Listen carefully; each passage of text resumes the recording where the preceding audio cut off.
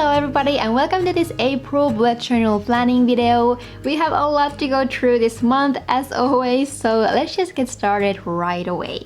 I actually pre-recorded this video last month because I've been in the middle of moving, so that's why we have to skip the flip through of the previous month that I usually do in the beginning of my videos, but I'll post it later to my Instagram for those of you who want to see it. So anyway, let's start from the April cover page, which I'm so excited to share with you. I decided to bring back my watercolor landscapes and we're gonna walk through this whole spread-sized countryside painting together step by step. I'm using my fancier watercolor paper in this video, but if you're looking for a cheaper option, the Canson cold press paper is a really good alternative to this one, but I'll leave all the details of the tools I'm using to the description bar as always. So as you can see, after I prepared my paper here, I started to really lightly sketch the scenery with a pencil. You want to try to avoid unnecessary lines and erasing as much as possible when working with watercolors because you can't really erase those pencil strokes in the end, and also the paper will suffer a little bit. So I went with this quite simple countryside layout and I used a little bit of a line and wash type of technique. So I added some lines here first with my black pen before going in with the watercolors. I intensified all the lines in the end, but personally I really like this look and it also gives a really good guideline of where the colors are supposed to go. By the way, this painting and style is heavily inspired by Peter Schiller and also Choishka Art on Instagram. If you want to learn landscape painting like this, definitely check them out. They are both amazing artists. So anyway, I started the painting process from the sky and I first wet the whole thing so that I can get really seamless blend to the colors. Then I added some greenish blue to the area where the sky will meet the ground so that we can create this soft look to the distance where the fields are almost blending to the sky. After that, I started to work with the ground and I started from really light layers of this yellowish ochre color and then started to mix some burnt sienna to it, which creates this more of a brownish look. I also threw in some light green and started to just play with those colors and blend them together to create some variation in the ground.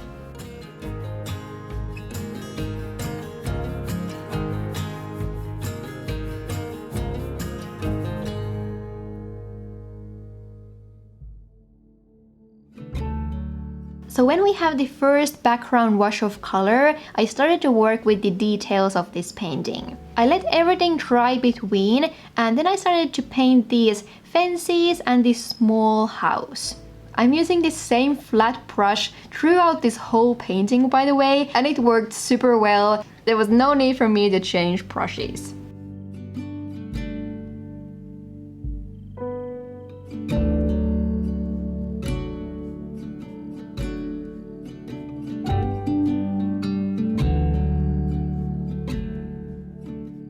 I also added some darker green around the house to resemble some plants and trees maybe. Then I started to add some intensity in the ground. I didn't want the ground to look completely blended and flat, so I purposefully left these streaks and kind of variations in the colors again. I basically just continued adding more layers of color to this painting to get the intensity I wanted. I tried to leave the center part lighter so it looks like the light is hitting the ground there, and then I took it way darker towards the bottom of the painting and also towards the sides.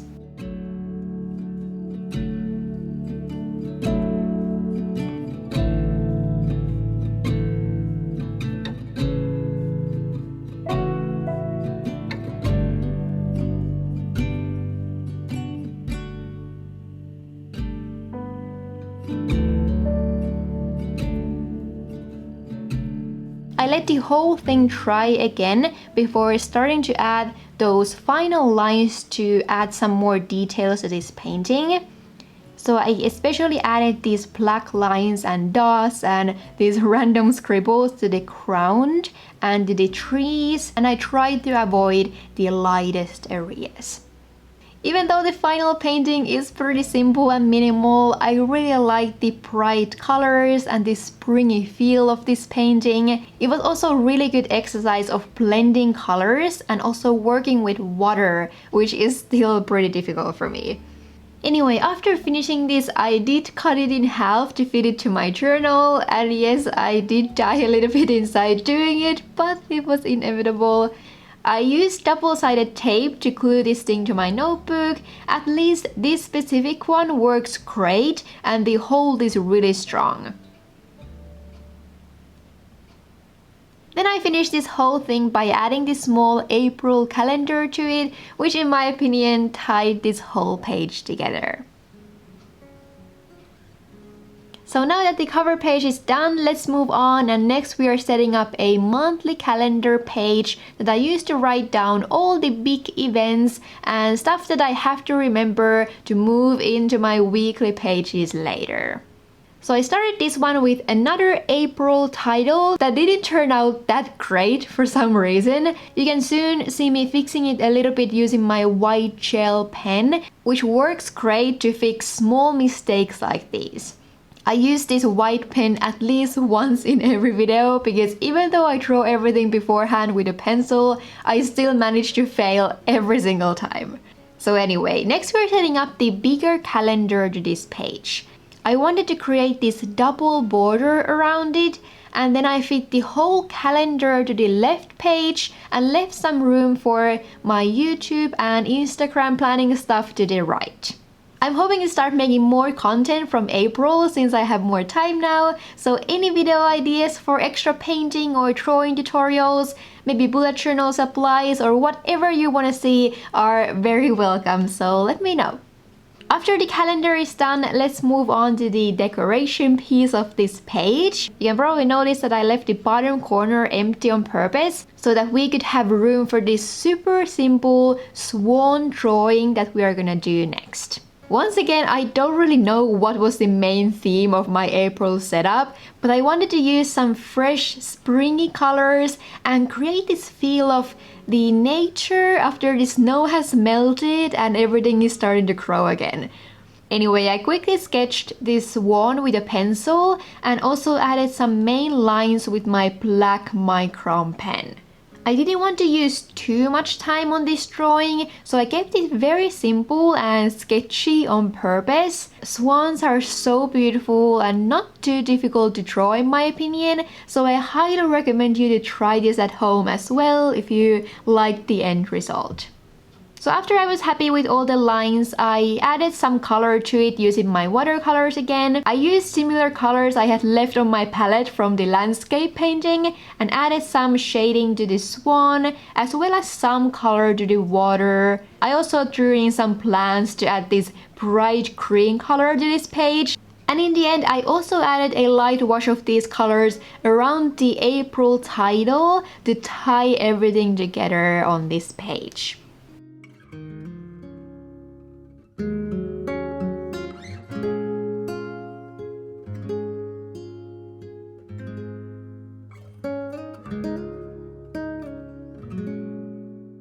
In the end, I think the calendar could have been slightly bigger, but since it was too late in this point, I decided to let it be and move on to the next page. So here I wanted to set up a second quarter planning page where I'll roughly plan which yearly goals I'm gonna try to tackle in the next 3 months. I did this in January as well and found it really helped me to clarify my goals and time management. I always try to start any planning from a bigger goal and then start to break it down into smaller steps like these so that I know I'm gradually moving forward without putting too much pressure on myself all at once. I think this alone has been one of the biggest lessons I've personally learned from bullet journaling. So after drawing some lines here, I wanted to add this little bit fancier divider to this page, since my planning pages usually tend to be pretty boring. I messed this one up a little bit, but after adding some color to it, it looked okay, especially from afar.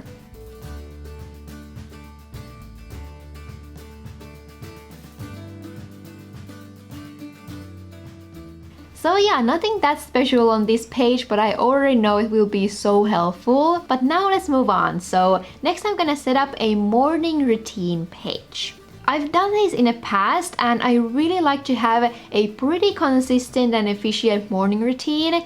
However, after moving and settling into a new lifestyle, I have to redo my morning routine a little bit, and this actually gives us a perfect opportunity to talk about this month's sponsor a little bit, who is Audible. I'm so beyond excited to work with them. I've been a loyal customer of theirs for a long time. So in case you don't know, Audible is the leading provider of spoken word entertainment and audiobooks. I've recently been listening to this audiobook called Good Morning, Good Life. It's from Amy Landino, who's the person to go to whenever you need help on your mornings or building habits for a better lifestyle. This book has given me so many good ideas for improving my morning routine, so I wanted to add it in here on my page and just list some of the best notes and ideas I got from this book.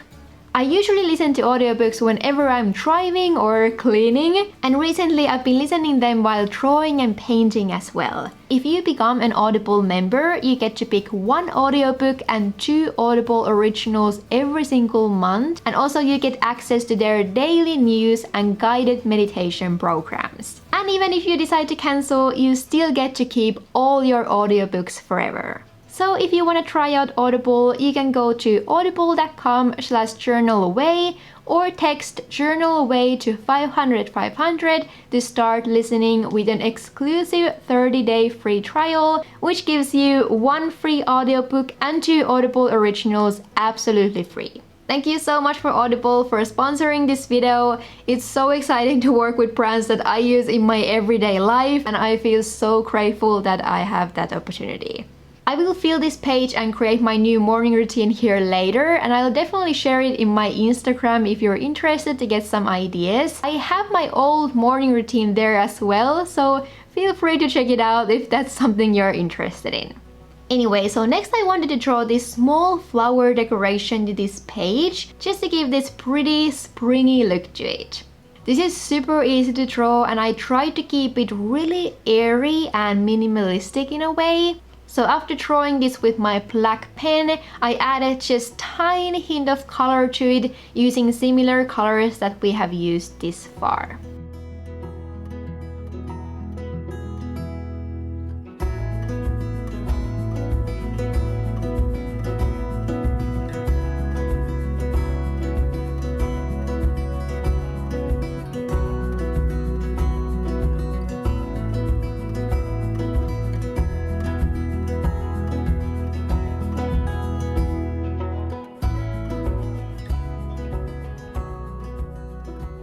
Then I had this idea to cut out a small piece of this page and add this brown paper to the next one. I didn't know how this was gonna turn out, but I wanted to try it nevertheless. So I left some extra space around the flower on purpose and then just ripped this piece of my brown craft paper that I glued to my notebook.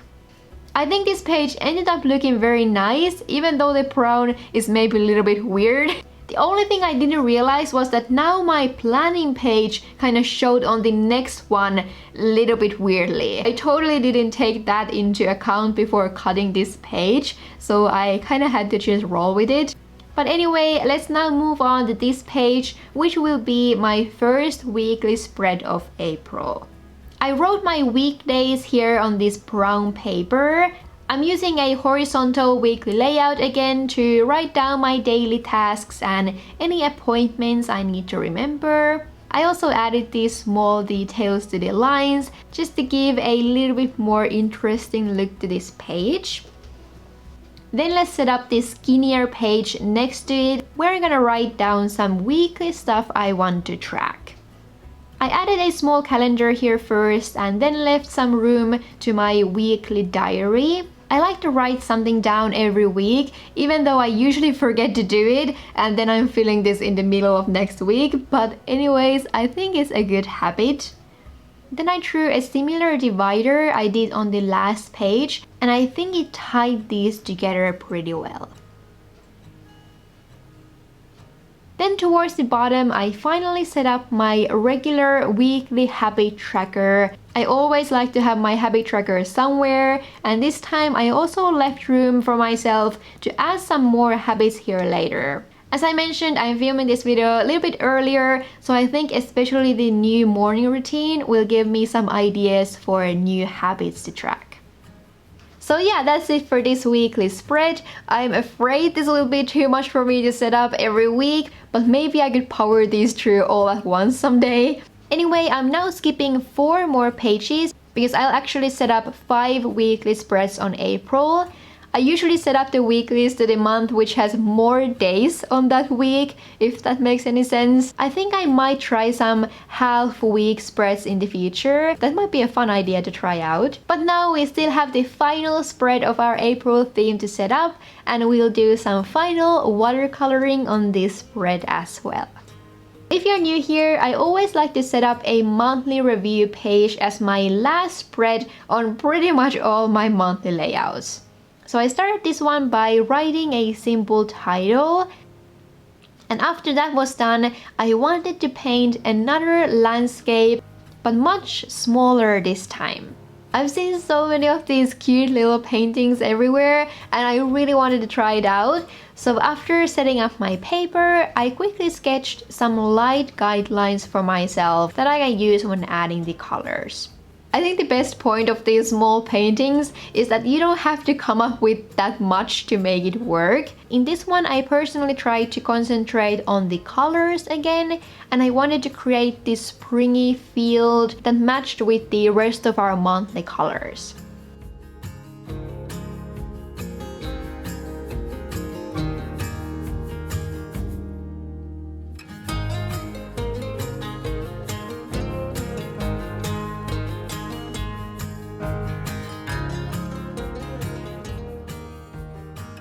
So I gradually added watercolors, and I also let the layers dry between, especially if I wanted to add some details on top of the base color.